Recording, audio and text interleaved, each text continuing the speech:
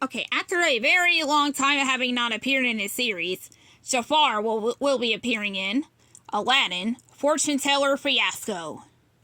This, I believe, is the last story for this book here. Jafar and his parrot Iago were shopping in Agrabah's bazaar. Do you see what I see? Jafar asks the bird. Lunch? Iago said, eyeing a table full of apples. Better, Jafar said. It's Farah, the fortune teller. Farah sees the future in her crystal ball. She can tell you exactly what will happen in your life. I must get my future read, Iago.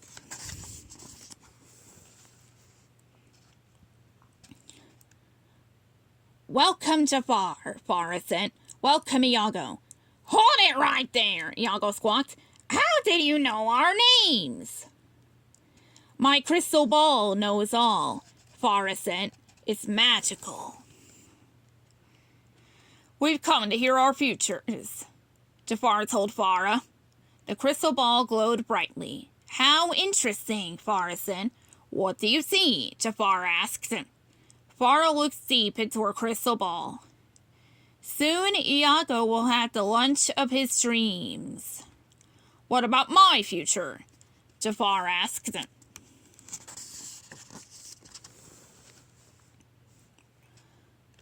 Like you've always wished, Jafar, fame and attention will befall you, and so will fortune, Jafar said, cutting Farah off. I always knew I'd have fame and fortune. I'm going to be rich, rich, rich. Jafar began to cackle, drowning out the rest of Farah's words. Jafar looked at his snake staff, and then at Iago. I need that magical crystal ball for myself, Jafar whispered to Iago. I need to know exactly how I will be getting all these riches. Oh boy, Iago said. Please don't tell me you have an evil plan. I have an evil plan, Jafar said. Of course you do, Iago said.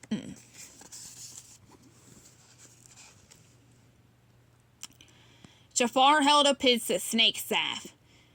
Its eyes glowed red, hypnotizing Farah. You will give me your crystal ball, Jafar ordered. Give you my crystal ball. Farah repeated Jafar's command, seemingly in a daze. Farah picked up her glowing ball from the table. She handed it to Jafar. But right when he took it, the crystal ball had bounced out of his grip. That ball has a mind of its own, Jafar said. The ball rolled off, disappearing into the surrounding crowd. Find that crystal ball, Iago, Jafar screeched. I'd rather find my dream lunch, Iago said. But he did as he was ordered and flew above the mob. It went that way, Iago called out.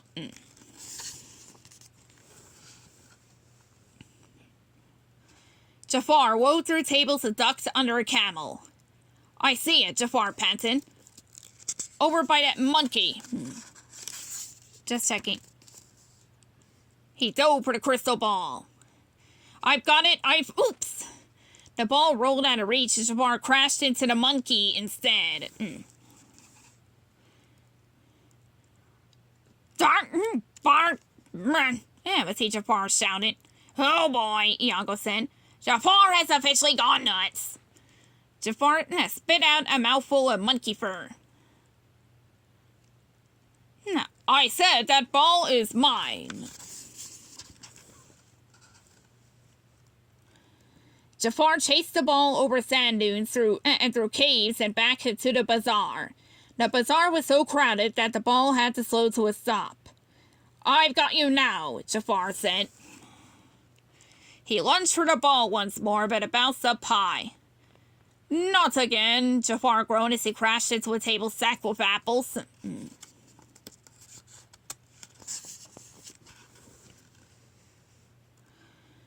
Hundreds of apples rained out, burying Jafar and Iago. I'm drowning in fruit, Jafar shrieked. The bazaar filled with laughter. Jafar will be famous for this, the woman said. Help me, Iago, Jafar ordered.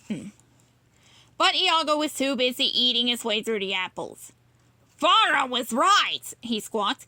This is the lunch of my dreams. Jafar was tripping over apples, struggling to get to his feet, when he saw Farah standing in front of him. Suddenly, Jafar heard a loud crack from under the pile of apples. My snake staff, he gasped. If his snake staff was broken, then Farah was no longer hypnotized. Jafar fought his way out of the pile. Where's the fame and fortune you promised me? Jafar demanded. Look around. You have plenty of fame, Farah said with a laugh. But I never said you have fortune. In fact, he didn't let me finish telling you when I saw my crystal ball.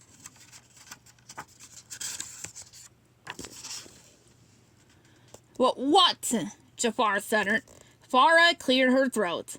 As you've always wished, Jafar, fame and attention will befall you, and so will hundreds of apples. All the people at the bazaar laughed at Jafar.